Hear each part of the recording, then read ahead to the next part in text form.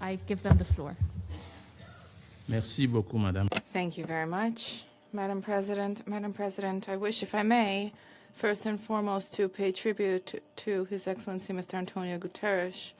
Urakoze cyane Madamu Perezida.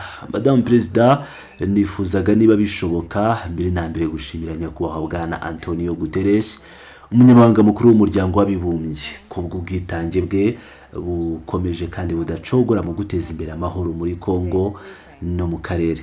Kandi nifuza no gushimira intumwa yihariye Ambasaderi Wang Xia ku kiganiro aduhaye uyu munsi. Nifuza no gushimira umuyobozi nshingwabikorwa w'ishami ry'umuryango w'abibumbye ryita ku bagore UN Women, Madame Sima Bahaus, kuba yagaragaje akaga kugarije abagore n'abana mu gace kigaruriwe n'u Rwanda na M23.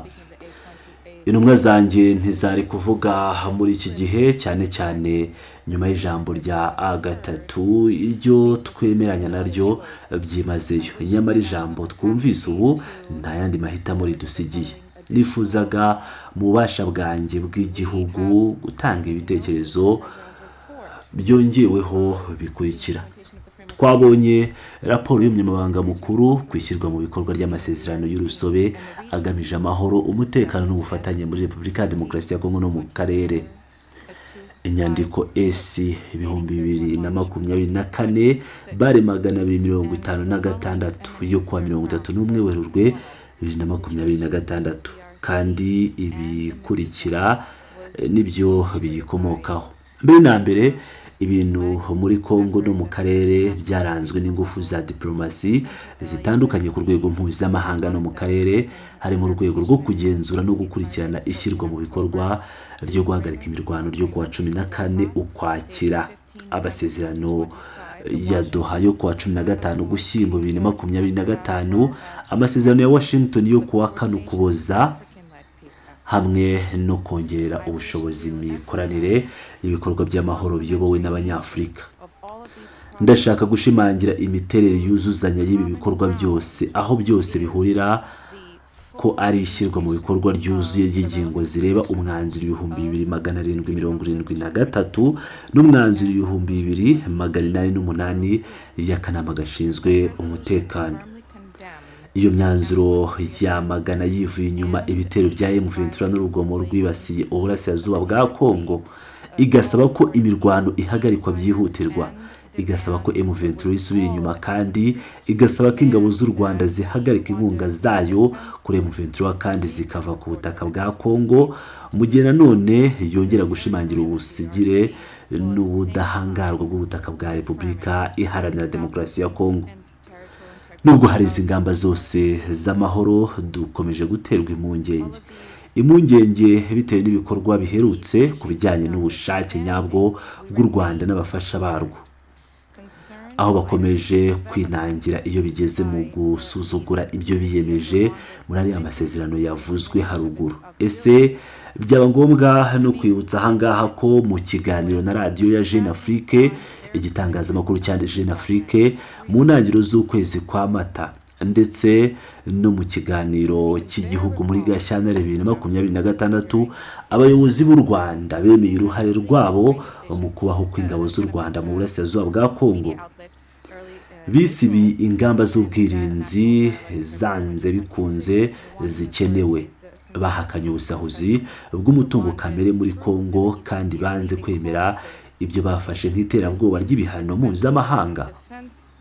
Kandi kubera iyi mpamvu nyine, ingamba zose z'amahoro zemejwe ku rwego rw'akarere na mpuzamahanga zabaye inyandiko gusa, no kuvuga impfabusa.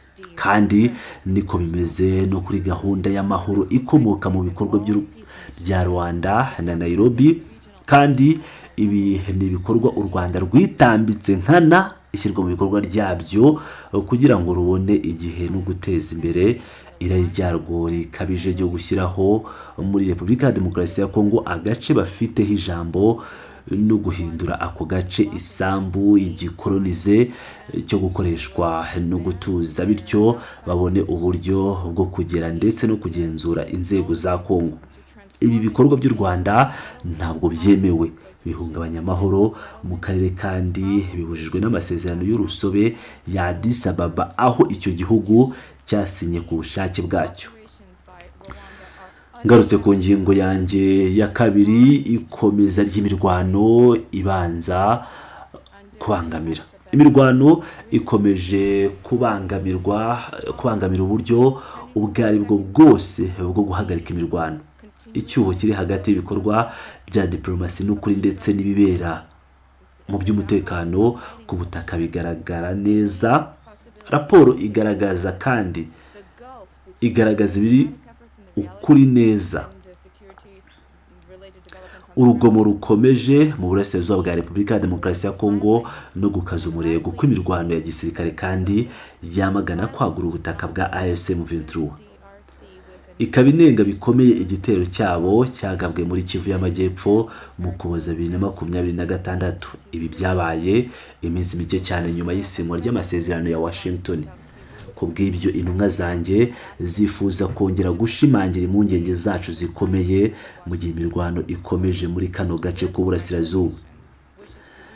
Nanone kandi AFC M23 ifashijwe n'ingabo z'u Rwanda yakomeje kugaba ibitero byayo yerekeza Uvira, bityo ishyira mu kaga atari umutekano wa Repubulika ya Demokarasi ya Kongo gusa ahubwo n'uw'u Burundi. Igihugu duturanye kandi cyasinye amasezerano nayo y'urusobe ya Addis Ababa hakurikijwe imyanzuro 2773 n'ibihumbi 2808 y'akanama gashinzwe umutekano. AFC M23 igomba guhagarika imirwano kandi gasenya burundu inzego z'ubuyobozi zibangikanye zitemewe zashyizweho mu burasirazuba bwa Kongo. Ubusugire n'ubudahangarwa bw'ubutaka bwa Repubulika ya Demokarasi ya Kongo bugomba kubahirizwa. Nyamara n'inshingano z'akanama gashinzwe umutekano kuko uruhare rw'izamuka ry'imirwano ubu ndetse n'imirwano ikomeje rwamaze kumenyekana neza. Bityo rero n'inshingano z'akanama gashinzwe umutekano gufata ingamba zikwiye kugira ngo hasubizweho amahoro muri icyo gice cy'igihugu cya Kongo. Muri iki gihe ndabatumiye ngo mumenye ko ibi byatumye abanyekongo barenga 7,000,000 bata ingo zabo. Iyi ni imibare ishengura umutima. Abarenga 70% muri aba bantu ni abagore, abakobwa batagira uburyo bwo kubona ibyibanze bakeneye. Abo bagore b'abanyekongo batakaje agaciro kose ka kimuntu. Benshi muri aba bagore bakaba barahuye n'ibibazo cyangwa barahuritse kubera ubukana bwo gufatwa ku ngufu, ihohoterwa rishingiye ku gitsina n'ibindi bikorwa bya kinyamaswa n'ibitesha agaciro abo bagore n'abakobwa, by'umwihariko mu nkengero z'ahacukurwa amabuye y'agaciro. Perezida aho Repubulika ya Demokarasi ya Kongo ihagaze ntihigeze hahinduka. Ingabo z'u Rwanda zigomba kuva muri Kongo vuba na bwangu kandi zigomba kubikora nta yandi mananiza nkuko byasobanuye neza mu mwanzuro 2773 w'akanama gashinzwe umutekano kemeje n'amajwi menshi. Ibindi bikorwa by'u Rwanda bihungabanya umutekano mu karere k'ibiyaga bigari binyuze mu bufasha bwarwo batandukanye nabyo bigomba gushyirwaho iherezo, kandi ibi ni ngombwa kugira ngo hazanwe amahoro arambye muri kariya karere. Ku ruhande rw'intumwa zanjye kandi reka bivugwe, ubusugire n'ubudahangarwa bw'ubutaka bwa Repubulika ya Demokarasi ya Kongo buteganyijwe mu masezerano y'umuryango w'abibumbye ntibushobora kuganirwaho. Igihugu cyanjye cyaratewe kandi tuzagarura buri santimetero kare y'ubutaka bwacu bukomeje kuvogerwa. Abasivile muri kiriya gice cy'uburasirazuba bakomeje kuhababarira cyane. Abagore bavanwe mu byabo, abana bavanwe mu byabo, ibihumbi byabo barahohoterwa. Ihohoterwa rishingiye ku gitsina ryibasira abagore, ryibasira abana bamburwa uburenganzira bwo kujya mu mashuri, abana binjizwa mu mitwe yitwaje intwaro bagahatirwa gukora mu birombe. Hari ibitero byibasira abakozi batanga imfashanyo. ababungabunga amahoro ibi ntabwo byemewe. Ihonyorwa rikomeje ry'amategeko mpuzamahanga agenga intambara n'uburenganzira bwa muntu byagaragajwe n'umuryango w'abibumbye, kandi niyo mibereho ya buri munsi y'abantu mu karere k'ibiyaga bigari. Repubulika ya Demokarasi ya Kongo ishingiye kuri uku kuri isaba akanama gashinzwe umutekano gukomeza gushyira igitutu kinini ku Rwanda no kubafasha barwo no kumenyesha iyubahirizwa ry'ibyemezo byayo ku butaka. Muri uru rwego twifuza kongera gushimangira aho duhagaze ku bijyanye no kongerera ingufu uruhare rwa MONUSCO no kugenzura ishyirwa mu bikorwa ryo guhagarika imirwano mu rwego rwo guhosha amakimbirane muri Repubulika ya Demokarasi ya Kongo. Kandi bimeze bityo no ku biro by'intumwa yihariye mu biyaga bigari. Mu gukemura aya makimbirane yagaragajwe neza nk'amakimbirane y'akarere, isura y'akarere y'aya makimbirane igomba kongera gushimangirwa kugira ngo habeho igisubizo cyiza gishoboka. Mu kubona kw'intumwa zanjye, ubu si igihe cyo kwambura izi nzego zombi ubushobozi zikeneye kugira ngo inshingano zabo zishyirwe mu bikorwa neza, kandi hakenewe gufata izo ngamba zikenewe kugira ngo turinde igihugu n'akarere kose inkongi. Repubulika ya Demokarasi ya Kongo iyobowe na Perezida Chilombo, umugabo w'amahoro, izakomeza mu bushake bwiza guteza imbere ibikorwa bya diplomasi kugira ngo hatezwe imbere amahoro muri Kongo no mu karere k'ibiyaga bigari. Kuva Doha kugeza i Washington, hano mu kanama gashinzwe umutekano ndetse no mu muryango w'ubumwe bwa Afurika, Repubulika ya Demokarasi ya Kongo izakomeza kwiyemeza mu bushake bwiza gushyiraho amahoro n'abaturanyi bose. Kugira ngo ubu buryo bugere ku ntego, bisaba ko abasinye bose, abishingizi bose b'amahoro b'amasezerano y'urusobe ya Addis Ababa bagomba kugira umurongo umwe ndetse no kwiyemeza kumwe kugira ngo habeho ibiyaga bigari birimo amahoro, bituje kandi bitera imbere. Nyakubahwa Perezida, igihe uhagarariye u Rwanda yavugaga kuri jenoside yo mu Rwanda, jenoside yo mu 1994, muvuga ko abakoze jenoside bari muri Repubulika ya Demokarasi ya Kongo. Wagaragaza nk'aho bari kuvuga abanyekongo atari abanyekongo ahubwo abanyarwanda. FDR bari kuvugwa n'abanyarwanda bahunze u Rwanda, basubiye ku butaka bwa Repubulika ya Demokarasi ya Kongo, aho bahahungiye nyine kubera ko u Rwanda rufite amoko abiri gusa ashyamiranye. Mu Rwanda ntibishoboka ko ayo moko yombi abana mu mahoro, mu gihe muri Repubulika ya Demokarasi ya Kongo hari amoko 450 kandi abana mu bwumvikane busesuye, abana mu mahoro. Bityo ingengabitekerezo ya jenoside u Rwanda rugerageza gukwirakwiza iyo ngengabitekerezo muri Repubulika ya Demokarasi ya Kongo. Bityo ingengabitekerezo ya jenoside u Rwanda rugerageza gukwirakwiza muri Kongo ntabwo ijyanye n'ukuri, itesha agaciro ukuri, kandi kubw'iyi mpamvu turifuza kuvuga ko iyi nkuru bari kuboha nta nyungu ifitiye Repubulika ya Demokarasi ya Kongo. FDR yakomotse mu Rwanda, kandi mu gihe runaka ambasaderi w'u Rwanda wari ufite inshingano i Kinshasa yavuze ko FDR itagiteje akaga ku Rwanda, kandi umuntu yagakwiye gusuzuma ijambo ry'uyu ambasaderi w'u Rwanda. Kandi uyu munsi baravuga FDR, uyu munsi ejo bazavuga ku mvugo z'ibiburwango, kandi umunsi ukurikiyeho bazongera bazane ikarita bavuge ku mvugo z'ibiburwango. Ufite igihugu cyitwaje intwaro kugeza ku menyo, igihugu kigana ku butaka bw'igihugu cyawe, gicura inkumbi abagore banyu, gicura inkumbi abavandimwe banyu, gicura inkumbi abana banyu, kandi mukaba mwiteze ko mubaha ikaze. Ibyo byavuye he? U Rwanda uyu munsi ruri kwigaragaza nk'aho imvugo z'ibiburwango zikomeye kurusha ubwicanyi ndengakamere n'amahoro.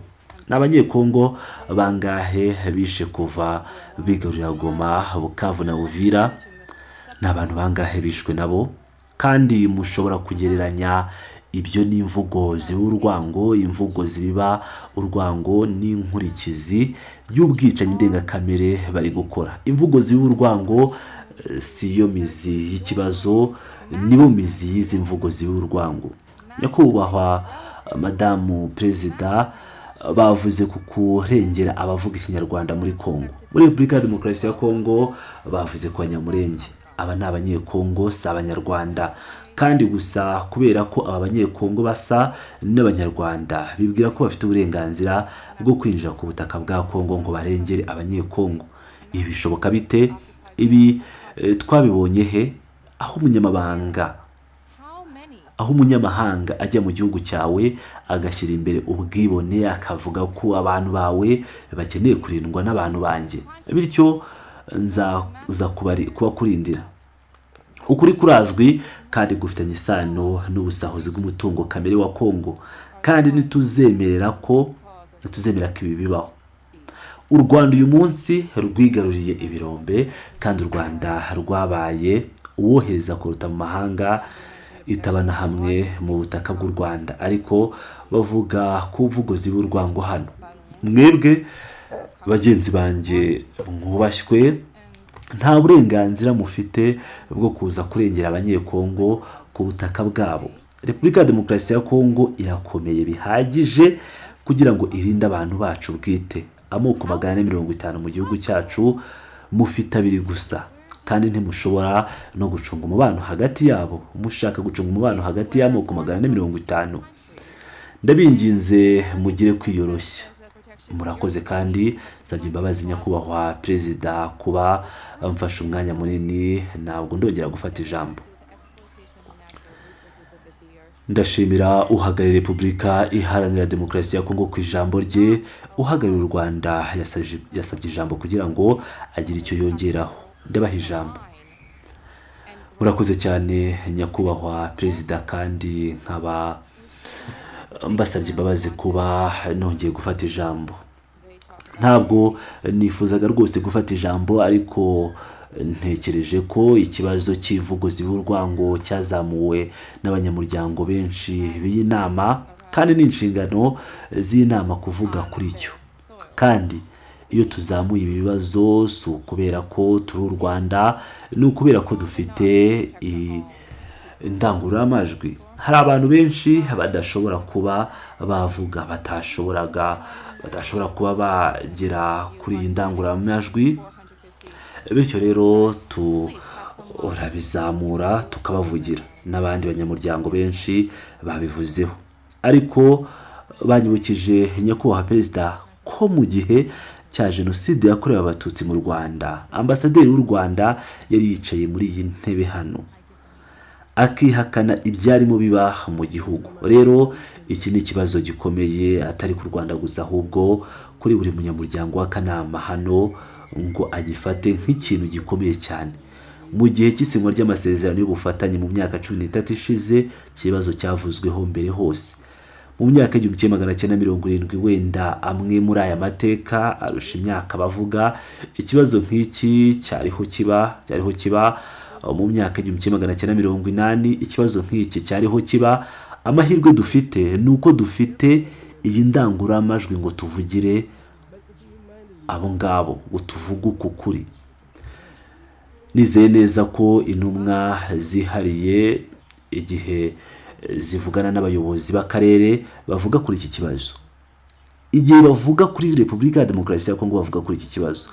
Kandi no mu ijambo ryanjye mu by'ukuri nabivuze, wenda navuze mu Cyongereza, buriya ni ururimi rw'amahanga, ariko navuze ko abakoze Jenoside bahungiye muri Repubulika ya Demokarasi ya Kongo. Biri mu ijambo ryanjye. Tugomba gufata iki kibazo nk'igikomeye cyane, atari gusa nka bimwe byo kuvuga mu manama, atari ibyo kwiyerekana imbere ya kamera. Birakomeye cyane. Turimo guhangana n'ingaruka igihe hari ugukoresha amagambo mabi kandi ntekereza ko abanyamuryango benshi b'inama bavuze kuri uko kuri babifata nk'ibikomeye cyane. Turashima ibikorwa bikomeje, ibikorwa by'akarere, kandi no mu bikorwa iki kibazo kirazamurwa. Kuva mu bikorwa bya Washington kugera ku bya Doha, kugera ku masezerano y'ubufatanye, kugera ku masezerano ya ASCR, iki kibazo kiri ku meza. Bityo rero si ikibazo cy'ubunini, nta kibazo na kimwe. Byashobora kuba inshuro 100, byashobora kuba inshuro 200, byashobora kuba inshuro miliyoni. Igikomeye ni uko hari abantu bari kwibasirwa.